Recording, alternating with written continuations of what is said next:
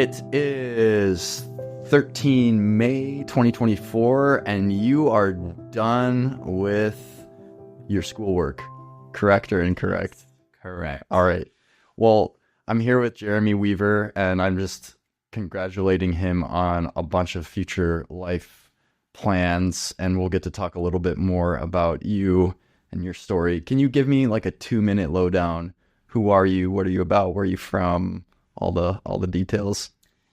Jeremy Weaver, coming from a dairy farm in Pennsylvania. So moving to the city and to college was a big adjustment for me, but survived thus far, and I've thoroughly enjoyed my experience here at Sattler. And Sattler has really opened up a lot of doors for me. It has got me to where I am today, and the life vision that I see coming up in the next 3 years really is all due to Sattler and its people here. And why are you wearing a suit? Why am I wearing a suit? Why are you wearing a suit? No, we're actually recording this right before a spring banquet, so I just want to say congratulations, and Graham, for getting done with everything. I'm pumped to be here with you guys.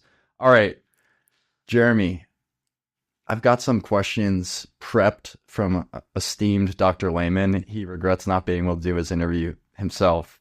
I was not involved in your path to law school and beyond, and so I'm taking credit from afar, but there were other people more intimately involved. But good law schools are hard to get into, let alone hard to pay for. How did you manage to get admitted to one of your home state, Pennsylvania's top law schools, but also with a full ride scholarship to it?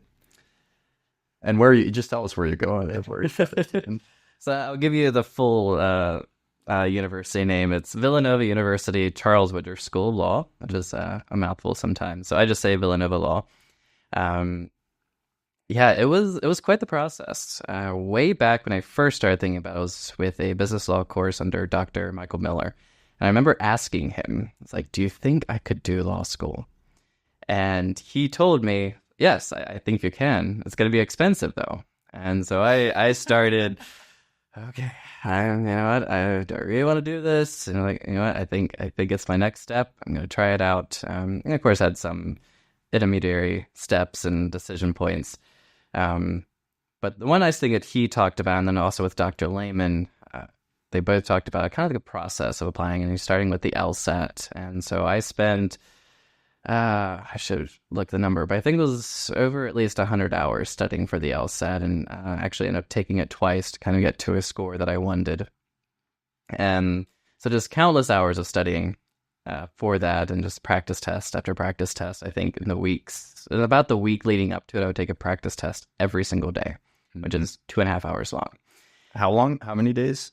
This would be about a week or 2 weeks before the actual test day. And so I took it once during the summer, so that, it was nice, get done with finals. And then, but the second time I took it was the second week of after classes started, senior year here. So that first 2 weeks were a little bit hectic, getting practice tests in and also making sure I get my schoolwork done. So it took a little bit of dedication in that part, and just going back and did I get wrong? How can I correct that? And then the next part is kind of the application essays. So the LSAT is, one big score that they look at. The GPA is one big score that they look at. But then the essays are another big part. And so once again, this is where Dr. Lehman came in. Very, very helpful with this. He, I think, did 3 rounds of revisions with me. Oh, so wow. I had like 2 or 3 different essays that I put together. And they're all about like 2 pages long. And so got that all prepared, and was like, I know you're busy, Dr. Lehman, but can you do a quick look through? And he was very gracious with his time and had a lot of good comments. And those essays came a far place from where they started. And so I credit that as also a big part. I've had him for quite a few classes, so he's got to know my writing style, and just had a big part with that. So I feel like with that, it was a very strong application, and I'm not really sure how I got the full tuition scholarship. Was that just awarded to you without applying for it? So the application typically is you apply for both admission and financial aid at the same time. Just lessens the paperwork with it all. And So that part was very nice. And yeah, so I got the acceptance first from Villanova, and it's like, wow. And very excited about that because, yeah, people knew it was a pretty good school. And so I lined up getting to visit there, going for the admitted students day. And it was about a week or so later that I got the news that it was a full tuition scholarship there. And I was flabbergasted. I was actually with my parents when I saw the email, and my mom said I about came off the couch. Yeah. So it was very unexpected. I'm very blessed.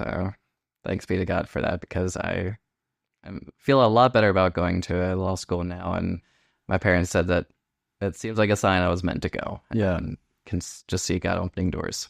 Hey, congratulations, and that's awesome. I hope many more will follow after you. What do you think prepared you well for during college to kind of get to where you were, to achieve the outcome you did? College is you were here for 4 years. Yes. Right? Yeah. Yep. Well, first of all, the professors that I had here were excellent, and of course, like with Dr. Lamb and Dr. Miller, putting a lot of time into kind of my application process, kind of the different process for applying, and so having that timeline from them was very helpful, and just kind of their tips and tricks of what to do. And then some of the courses I took here as well are very interesting. Once Dr. Lehman learned that was something I wanted to pursue, he was like, wow, okay, I think this course might help you. So of course there was a business law course I first took, got me interested.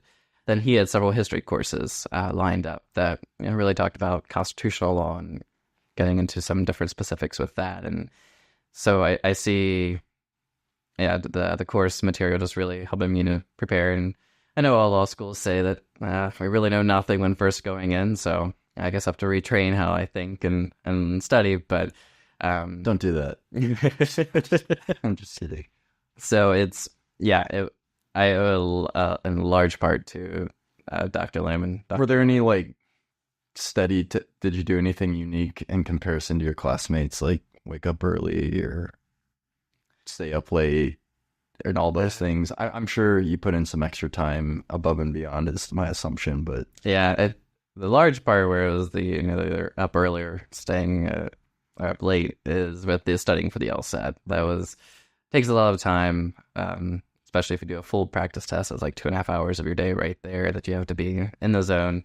And so there were some late nights with that, and yeah, it's a very interesting test. It's a standardized test, so it's not like I have to really know anything. It doesn't actually really test your legal knowledge. It just tests how you think.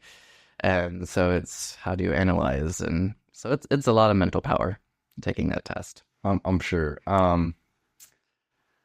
Were you one of those kids when you grew up that you just always wanted to be a lawyer, giving a rousing closing speech to a jury and convincing them to exonerate like an innocent client? Or did you come to your interest of in law more recently?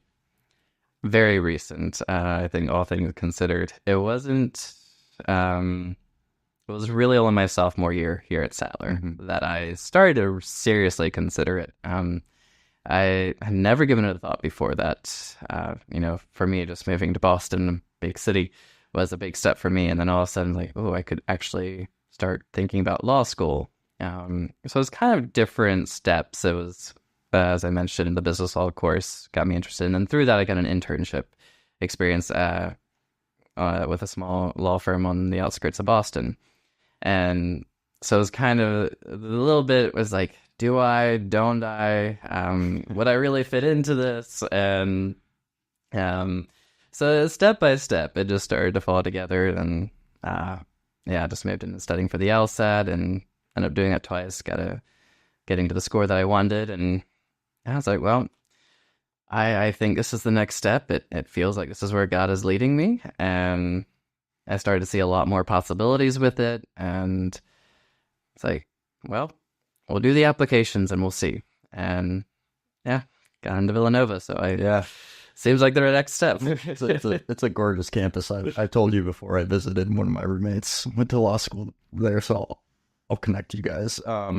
What do you hope to do with a law degree? And maybe even talk about you might be considering a dual degree as well. I heard you talking about that. Yeah, so I have a business major here at Sattler, and that has really got me excited about the intersection of law and business, and just seeing like the business law course, how different businesses have to interact with the government, with the law, and it's not really kind of a business operation, but yet it's still a pretty integral part to it. And it was, an area that I enjoyed. I was like, what if there's a way that I can come along and help, smaller, medium-sized businesses, whether it's starting or different legal things that come up, or, like how best to plan their operations so that they can be more efficient and still legal. And it's like, I think there's a real need for that. And so that has really got me interested. And I don't have a specific practice area in mind as of now. Sattler General Counsel. Maybe. Give me 3 years. I'm just kidding. No. So there's a wide variety of places you could apply it. A lot of different practice areas. Some that are more in the courtroom, which not sure if I want to go into that part. And I think there's a lot more kind of like, legal counsel positions that you can take. And so I have a feeling I could be into going through a law course and be like, this is really interesting. This is what I want to start doing. But yeah, right now it's my kind of guiding vision is seeing the intersection of law and business, and which is kind of leading why I wanted to do the dual degree for the JD MBA. And so that is an application I'll have to do this coming spring. So hopefully we'll get into that program. But that is where you get to do both degrees actually in the same time. It's law school is typically 3 years. So, and instead of 4 years, it's 3 years because each program usually takes. The law school part is normally 3 years, and the MBA part is 2 years. So, but I'm looking forward to that challenge, and I think having both degrees will put me in a lot more of a marketable place and develop really my idea and knowledge of the kind of like the intersection of how they both interact. And I think Villanova has said itself that it's also the law school is known for where business meets law. And so I'm really excited about that and seeing how that plays out on their courses, and then how I can use that for kingdom work as well. Right. And speaking of kingdom work, why do you think it's good for Christian communities in particular to have Christian attorneys to turn to for everyday legal problems like business and tax law? It's a big question. That is a very big question. I think that it's a need that everyone is going to have. It's kind of ironic to me that when I start saying like I'm going into law school, that people are like, oh, okay, there's this legal issue that we had, or this one thing comes up, and where people talk about needing to get lawyers to look over different things. And so it is, pretty foundational part of just living everyday life, even if it's not something we really think about. And my thing is, why not have Christians doing that? If we're going to have someone in that field, why it should be someone that we can trust. And I think being part of the Christian community, will automatically have kind of that trust with different Christians, different Christian businesses. We're working kind of towards the same mission. And so I think that is just, one element that will be appealing is, if I need someone in the legal field, I would rather have it be, a Christian attorney rather than someone who may be operating under different values that I would not personally agree with. Are there any ethical barriers that you've set up to different kinds of law that you don't want to practice? You don't have to have that canned right now. I know that's a hard question, but just out of curiosity. There is definitely some that I'm going to be very cautious about going towards or going into. I think there's some that I can learn about, will probably need to learn about. But I know that there is very much a tendency that this can become very much about greed, or the divide between what's legal and what's ethical. And I desire in like my personal life to operate under both a legal and an ethical, and to be there to help others, because this is real problems happening, and having someone in the legal field that understands the complexities and being able to teach other people how to walk through it and how to do different things. And so there's some I can see very quickly blurring the line. Do I know what's all out there yet? No, I don't. But I see as being part of the Christian community as, hopefully one way to keeping me accountable to my core values and knowing why I'm doing this and wanting to go into this to help other people rather than for personal fame or glory or. So you're not looking to fan the flames of the litigious environment that we live in, or something like that. No, but I think that some people might be like, oh man, like why be a lawyer because of some of the culture associated with it right now. Have you had any courses or personal interactions while at Sattler that prepared you to think ethically about the use of law? It's a similar question. Did you study that here? Did we talk about it? There's definitely some courses that have geared towards, different aspects of the law. I don't know if there's any one specifically about ethics, but I know, like, even with just different people, it's very interesting the conversations I can get into. And different people come up to me and talking about how we need Christian lawyers, or they're going through this, or they know someone that's went through some sort of legal issue, and just starting to like get the ideas rolling of like where I could actually make an impact. And because yes, once again, like my overall guiding vision that I want my legal education to be for is helping others to inspire them towards kingdom concepts. And